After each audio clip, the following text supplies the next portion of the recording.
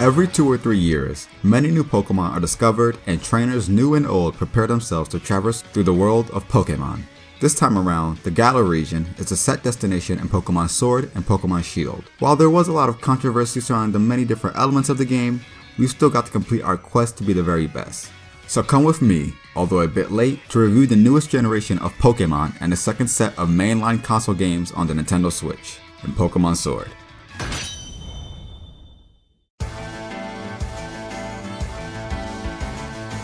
The Galar Region, home of the Gym Challenge, is a new region that trainers new and old will be exploring. Unlike regions of the past, the people of Galar take great pride and joy in the sport of battling and the competitiveness of challengers young and old taking on the gym leaders, and most importantly, the champion, Leon. While I'm a veteran 20-year-old Pokemon trainer in the real world, for the sake of the game's story, I'm a young trainer traveling across Galar with my best friend, rival, and neighbor, Hop, to take on the Gym Challenge and champion, who also happens to be Hop's older brother. As you and Hop travel together, you'll meet many more people that have their own ambitions. While normally we'd have Professor Magnolia acting fully in a guiding role to the player, her granddaughter Sonia takes the stage in discovering and archiving Galar's legends, which concerns two heroes who had saved the region from a calamity known as the Darkest Day. Chairman Rose, along with his assistant Oleana, is essentially the prime minister of the region, as he is the one that has established the entire Pokemon League, Gym Challenge, and ensures that the people of Galar are happy. Champion Leon himself will also meet up with you along the journey, as he endorses the player and his younger brother to take on the Gym Challenge. Two other important trainers you'll meet along the way that are looking to take on the challenge are Bede and Marnie. Bede is a smug, pretty boy gym challenger that focuses on fairy-type Pokemon. However, what he personally finds to be most important is that he is endorsed by Chairman Rose himself. Marnie is a stylish and cute trainer that focuses on dark-type Pokemon that constantly has a posse of annoying fans that will cheer her on and also get in your way, even though she hates it, called Team Yell. Travel across the Galar region, meet new people, and take on a gym challenge, all while casually uncovering the undiscovered lore of the land that will lead you to the legendary Pokemon, Zacian. Of course, there is more that I'm not going into, and while the games have been out for a while now, I'd rather leave a deep dive of the story for another time. However, I do feel as if the story sets up a lot to be established without fully diving into it itself. In particular, Hop often takes center stage trying to prove himself while shouldering the burden that comes from being in the champion's shadow. However, because the player isn't allowed to lose to him in a Pokemon battle, my foregone victories against him become a bit pitiful. For Bede, his backstory is touched upon, but not enough to play into why he is the way he is, or with enough chances for him to take a spotlight in the overall story. I love how Game Freak played with Pokemon staples in relation to prior games. The legendary Pokemon being part of the story from the very beginning makes their presence stronger and made me curious about how they would be handled as I progressed. But another major issue comes in telling but not showing. For instance, we're told that the gym leaders have personal lives and do other activities, but we never really see that. Nessa, on her trainer card, is shown to be a model and occasionally does it as a hobby, yet we never get to spend time with her outside of her gym leader position. For the game set in Unova, we saw the lives and work of the gym leaders. The story involves them stopping the sages of Team Plasma, and we actually see them arrive at N's castle to help out the protagonist. In Black 2 and White 2, if you use the memory link, you'll be able to actually see the relationships between gym leaders like Elisa and Skyla, as well as N departing with his Pokemon that you can eventually catch. They may have taken some of these actions because they're gym leaders, but they had roles unrelated to the Pokemon League. But Pokemon Sword and Shield felt very lacking overall in the storytelling, and personally that is what I care about most when it comes to Pokemon. The gameplay is important, but I also need to have some sort of motivation in order to play through the game, and this game's story made me wish that the story being told was different in certain aspects. As for the gameplay, Pokemon Sword is the same as it's always been for the franchise at its core. Capture Pokemon new and old, battle against a variety of trainers, and occasionally do some trading. However, there are some new curveballs to keep things interesting and engaging, as much as it can be. Traversing around the Galar region is very similar to games of the past, but we've got some new things to touch upon. While there are still hidden Pokemon in the wild, shaking in the grass and burrowing in caves akin to Pokemon Black and White, Pokemon are now completely in the wild. As introduced in Pokemon Let's Go, wild Pokemon are now digging, swimming, and running around in the overworld for you to approach, distract, and get chased by. The world of Pokemon, in terms of interaction, has expanded, and while I love the idea of being able to see what Pokemon are in the area from the get-go, especially if it's a brand new Pokemon I've never seen before that I know I'll want to catch, this also encourages me to avoid them more often than not. It's not like I need to grind much with the EXP share basically being on all the time. so I'd still receive EXP from trainer battles. However, with Pokemon walking in the overworld, instances of the past where grass and wild Pokemon were used as an obstacle are almost completely removed. While there are some spots where avoiding Pokemon will be harder to do based upon the route layout, like with these Manectric chasing after me on Route 4, there aren't enough areas where there's a sense of tension when traversing through the grass because it doesn't force you into situations where you'll have to encounter Pokemon. As strange as that may be for some people hearing me talk, the idea of experiencing wild Pokemon being optional makes the overall game lack a sense of adventure or scale in contrast to earlier installments. Now, while Pokemon Sword isn't aiming to be an open world game, this game features a new way to explore through the wild area.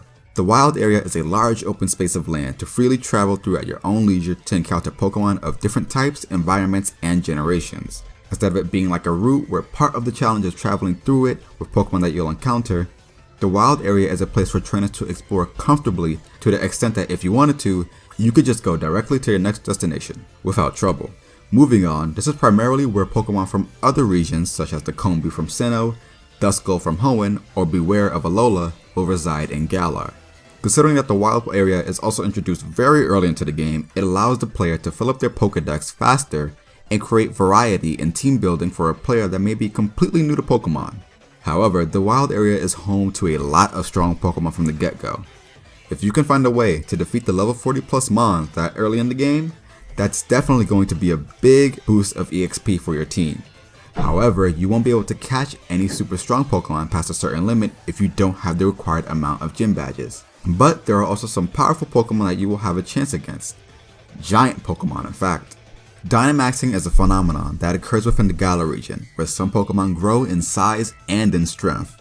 The effect only lasts for 3 turns and changes your HP stat only, but it also changes every move on that Dynamax Pokemon into a superpowered max attack, based upon the move's original typing. While this new mechanic has completely removed Mega Evolutions and Z moves, it is basically a fusion of both of those mechanics. While it doesn't change the tide of battle as much as Mega Evolutions, it still mixes up matches and can make them intense when both players are on their final Pokemon. To take it further, there are certain Pokemon that can go beyond Dynamaxing in what is known as Gigantamaxing. With Gigantamaxing, the Pokemon not only gets bigger but also has a change in design. However, not every Pokemon of the same species can Gigantamax. While any Pikachu can Dynamax, only special Pikachu have the ability to Gigantamax, thus making it, in a way, an exclusive gigantic Mega Evolution. However, because of the strict turn limit, it'll be easy to cheese your way through them during gym battles by reviving your knocked out Pokemon and waiting for the opponent's Dynamax to run out. I should specify that Dynamaxing can only occur within battles against a gym leader or in a stadium that is built above a power spot. Speaking of power spots, let's go back to the wild area. Outside of gym battles, Dynamaxing can also occur at power spots in the wild area. Wherever you see a den, you can approach it and receive some watts that can be exchanged for items. However, dens that have a dim red light beaming out of them contain Dynamax Pokemon, and by connecting with other players around the world, you can gather with 3 other people to battle the Dynamax Pokemon in a max raid battle. This builds off of the raid battle mechanic from Pokemon Go, where all 4 players are fighting against gigantic Pokemon to knock it out and to catch it. However, you'll need to do it without too many of your team's Pokemon fainting or without too many turns going by, or else you'll get kicked out of the match. If you do win, you'll earn some Dynamax candy to level up your Pokemon's Dynamax level, and some EXP candies, which are different sized candies that will give your Pokemon a burst of EXP, unlike a rare candy that will simply raise it to the next level. While the concept is fine, it can become very unfun very quickly. Some Pokemon are of course extremely strong, like legendaries. In my first instance of doing a max raid battle, I got matched up with someone using one of the new legendary Pokemon, and it instantly knocked out the Dynamax sucked we were up against. Instances like that instantly take the fun out of even doing max raid battles and can also spoil players that are early in the game to special story related Pokemon. However, if you're playing with friends, then you probably won't have to deal with this issue. Speaking of online, connecting to other players within Pokemon Sword and Shield is done through the Ycom. With the Ycom, you'll connect to the internet and receive badges on the left side of the screen to see what other players around the world are currently doing. If you have the Ycom turned on while in the wild area, you'll also be able to see other trainers walk around and you can talk to them to sometimes receive items. While that's cool and all, the execution of it isn't that great since trainers will pop in and walk in the air sometimes. Connecting to another player, even in local play, can take quite a few minutes too. In fact, this is the least I've used online to enhance my experience in a Pokemon game in general because neither the Ycom or online interactions within Pokemon Sword make the game any more enjoyable. If you don't care much about the competitive scene or competitions that take place online, then battling won't mean much outside of playing with your friends or doing battles in small doses, if your friends are even still playing the game. With trading happening only through Wonder Trade, now called Surprise Trade, and link trading with people you already know, you can't request for the Pokemon you want for the whole world to see and help you out. I would prefer some kind of online hub, kind of like Pokemon Sun and Moon or Platinum, where players could directly interact or play some kind of mini games. I'm not sure, but I just wish there was a way to return to the PSS system from Pokemon X and Y, because it allowed for trainers to interact with one another so easily. It felt awesome to take people on their challenges against me while in the midst of my journey. Sword doesn't have that, making it feel a bit inferior and a step backwards in its online setup. Pokemon Sword and Shield is an evolution of the Pokemon art style as it has been presented since its move onto the 3DS. The Galar region is incredibly vibrant and expressive, from the lighting in the Galar mines to the advertisements of Winden. However, there are some times where the presentation isn't too great. I think one example that I'm constantly faced with when I walk through the wild area is that during some weather events, at some angles, the player model's shadow isn't there because the surrounding area is also darker, which causes it to look as if the character is floating above the ground and isn't making any contact. In fact, even without the shadows being there, it feels like I'm walking above ground, and this is only for the wild area, and it's probably because of the free camera. Free in air quotes. That's correct. For the first time in the series, there is a free camera in the overworld, but only for the wild area. Which does make sense, because if you could use the free camera in towns, you'd probably be able to see a whole bunch of the outside of the city that would probably make the game a little bit slower. However, the free camera is still incredibly limited, considering the fact that you can't look all the way up to the sky, all the way down above your player, or zoom in.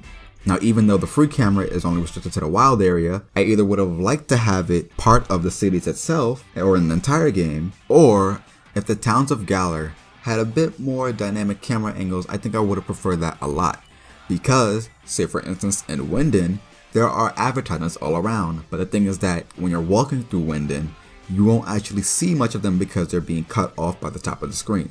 Now to the biggest aspect of the presentation, the Pokemon. I haven't said much about the actual Pokemon of this generation yet, so now is the perfect time to talk about them. While every Pokemon wasn't able to make it into the Galar region due to the lack of a national dex, which I don't really care about anyways, the Pokemon that did make it into the Galar region look a bit better than before with some upgraded textures and the effect that lighting has on Pokemon in different areas. While I haven't seen every single Pokemon introduced in the Galar region, those I have discovered are incredibly lively, cool, and cute. While it's very important that my starter Pokemon Scorbunny and its evolution line into Cinderace looks very cool, there are plenty of other Pokemon that definitely caught my eye. Centiskorch, while simple, has a very nice color scheme and balance that helps present it as a fire type while also being a bug. The Applin and Hatenna line are hilariously interesting and are filled with designs that I could have never imagined. The Galarian form of Mr. Mime looks very weird at first, but its evolution, Mr. Rhyme, is the kind of appreciation that Mr. Mime has needed for so long. Lastly, Pincurchin, Snom, and Phalanx are just the cutest designs in the entire franchise. Now, while most Pokemon are special in their own right, they don't all have a special care to animation as others. Each Pokemon has an animation for their battle cry, attacks, physical, and special, and for fainting. In addition, the simple animations when playing with my Pokemon and Pokemon Camp were enough to make me enjoy taking the time out of my journey to give my mons the attention they deserve. However, I think the idea of each Pokemon getting more detailed animations when the importance tends to mostly be on the special visual effects of the attacks is a bit pointless. That doesn't mean that some attack animations couldn't be improved or switched. For example, when Cinderace uses Double Kick, it simply hops off the ground. However, when Cinderace uses Double Kick against a Dynamax Pokemon, it actually does its kicking animation. So why not just have it kick all the time? Even with small issues like that, it can all be overshadowed by the overwhelmingly amazing animations of Dynamax attacks and other special attacks like Cinderace's Pyro Ball, Zacian's Behemoth Blade, Boom Burst, and Dragon Pulse, as they all carry a lot of impact. Pokemon animations in the overworld, can't really say the same for that. I'd also like to give some recognition to the character designs and animation. Like most other games in the series, Sword and Shield has a lot of very nice character designs. However, these characters feel far more diverse than what we've ever had. The main trainers themselves, Hop and Leon, Gordy and Melody if you have Shield, Opal, Raihan, and Oleana, as well as the NPCs, There are only a few character designs that I didn't care for, but so many of them spoke to me in a way that I just wanted to see everyone get far more screen time. In the heat of battle, special trainers like gym leaders and your rivals will have dialogue and cutscenes to escalate the tension of the battle when an attack lands as critical or if they're on their last Pokemon. On the other hand, outside of battles and cutscenes, characters are still pretty stiff in their movements, and the lack of voice acting definitely makes it feel worse than it is in some cases. While the idea of having peers taking stage and rocking out is great in terms of presentation, hearing absolutely nothing from him makes the entire character trait feel pointless. For instance, they could have composed a song for him that had lyrics in the same way that Elisa and Roxy had for their gym teams. This really feels like a missed opportunity considering that many fans took a liking to Sun and Moon's Team Skull themes, which also had vocals.